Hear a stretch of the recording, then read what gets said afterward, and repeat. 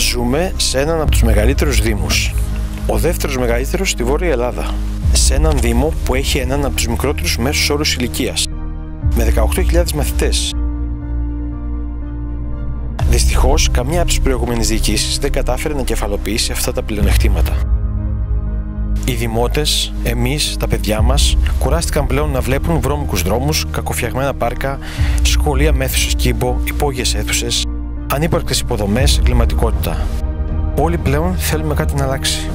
Φίλες και φίλοι, είμαι ο Νίκος Κουγιουμτζής. Γεννήθηκα και μεγάλωσα στο Δήμο Ελευθερίου Κορδελού Ευόσμου, όπου και κατοικώ με τη σύζυγό μου Μαρία και τα 3 μου παιδιά.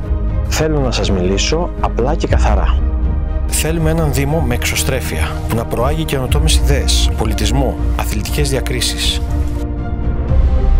Που να εμπνέει τους νέους του και να τους δίνει την ευκαιρία να μείνουν στον τόπο τους και να προσφέρουν. Να γίνουμε επιτέλους ένας Δήμος που θα σέβεται, θα προστατεύει και θα προσφέρει στους κατοίκους του ό,τι πραγματικά τους αξίζει. Με τη στήριξή σας, με νέα άτομα που έχουν όρεξη να προσφέρουν.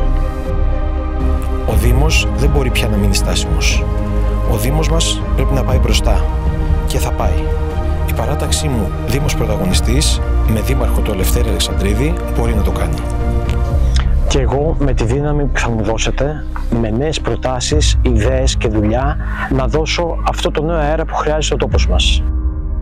Στις 8 Οκτωβρίου ψηφίζουμε αυτή την αλλαγή. Ψηφίζουμε να γίνει ξανά ο Δήμος μας πρωταγωνιστής.